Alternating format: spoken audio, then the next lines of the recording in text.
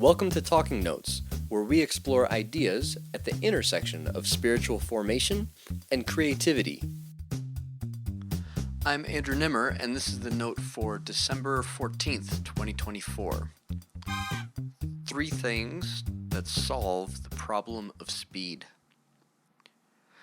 I was doing some research for the TAP Legacy calendar and happened upon a picture.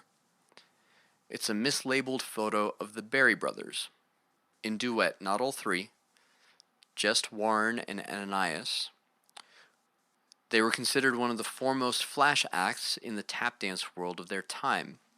Flash acts, different than other acts, were known for their acrobatic feats, flips, splits, and leaps, all beyond the imagination of the normal human being. Case in point, I've linked to one of their videos in the show notes. I distinctly remember my own reaction when I saw this particular clip. My entire mental model of what was possible had to shift to accommodate the Berry brothers.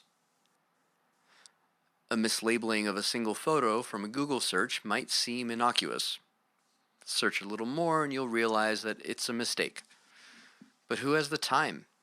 Attention is traded at a premium. Good enough is good enough. If it isn't important or completely failing, there isn't enough time to make sure it's right. What is right anyway? In some circles, what is right is getting the outcome you want, without any further consideration. In the tech world, a common ethic has been to move fast and break things. That's all well and good when you're the one building the replacement or owning the platform, but would you like that ethic in a house guest? Moving fast and breaking the things in your home? I don't think so. The bull in a china shop is an old analogy, but applicable here. It doesn't just apply to the systems we use to work, communicate, travel, or trade. It applies to the ways those systems and our part in them affect the development of individual and communal character. The fragility of the ways we relate and how that very fragility shapes our formation is worth considering. Trust is fragile. Without trustworthy relationships, the way we relate to the world shifts dramatically. Distrust is a breeding ground for contempt and anger. If you think that every rich person must be evil, then anyone blessed with riches becomes suspect. If you think you can't be honest and be in politics, then our entire political system is undermined. Of course, the stereotypes of the evil corporate titan or the slithering political operative come from real experience, but they can't be the totality of reality. Good business people who have achieved a semblance of financial success must exist. Honest politicians who say what they mean and do what they say must exist. If they didn't, the world would be in a worse place than it is. The ways we interact with information shapes the way we think about information. Information that is necessary for the development of knowledge, for confidence in choices, and ultimately for peace. After all, we make choices based on what we know, and those choices affect our lives. Consider the person that pursues a particular career or relationship only to find out that what they based their choices on were lies. Guarantees of employment, who the other person said they were, for example. It's one thing to make the wrong assumption. It is a completely different thing to be lied to or manipulated. From a formation standpoint, systems are organized ways that people have chosen to relate. The choices that set the system in motion may not yet be evident, but someone, somewhere, at some point in time, decided that this, whatever this is, should be the way. And notably, others agreed and repeated the pattern until it wasn't questioned anymore. That is, until one day, someone years removed from that initial setting of the pattern decided to ask, and maybe act differently. In this view, every individual in the system is like a node, a point of interaction in the system, and they have the power to affect the system on the whole. The effect might not be seen immediately, nor may it propagate through the system quickly, but a single change at one node cannot help but affect the rest of the system. Nodes react to other nodes. People react to other people. These reactions are the effect of change. So how do we build trust in an information sharing environment in which speed is more valuable than engendering trust? Where expressing one's opinion matters more than the ability to clearly articulate the values upon which those opinions are based. Where winning the argument is more important than establishing trustworthy relationship. Oral traditions have something to say about this. During my TED residency, I was charged with articulating how oral traditions function. Using tap dance as the model, I learned about some specific rules that governed the way students and teachers would have to interact for the tradition to work. That is, for an oral tradition to form individuals and groups into the kinds of people who exuded particular values, teachers and students had to interact in particular ways. Here are 3. No rumors, no gossip. Imagine a community in which rumors and gossip could not live.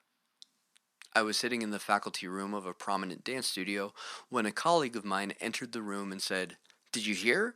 Bunny Briggs passed away." My heart sunk and I was struck with severe cognitive dissonance. I was personally in touch with Bunny, had his phone number, and had recently talked to him. Of course I would know if he had passed away or not. I picked up the phone and called Bunny, right there and then. He answered. I said, "Hello." He responded. I told him about the rumor. It was actually the second time he had had to deal with someone thinking he had passed away. We ended our conversation and the rumor was squashed. Right then, right there. Every rumor or piece of gossip establishes doubt, which breeds mistrust in the lines of communication that are designed to do the opposite. We are supposed to communicate truth, what is real, what might be beneficial for others to know, so that their choices can be beneficial to them and others. That is how a thriving community actually functions, and that can't happen with rumors or gossip in the system. Only share what you know. One of the cornerstone rules in oral histories is to only share what you know. None of this, "I think this is what happened." Either you know, and you can defend how you know, or you don't. Defending how you know is like providing your credentials. Being able to say, "I was standing right next to the cat," or "I was the one they said that to," is equally as high. Stories about experiences get told and retold all the time. People remember things differently. If we hold ourselves to the standard of memory in community, we'll have a pretty good shot of holding a story together. We can check one another for the sake of how the story shapes the community. Eliminate hurry. Lastly, I'll offer this. Ruthlessly eliminate hurry. There is no need nor possibility, I think, of eliminating speed. But speed itself need not cause so many problems. It is the desire to be faster than we are, or can be, at any situation that causes the most trouble. We can act with speed and without hurry, rather than acting under the pressure of speed with hurry.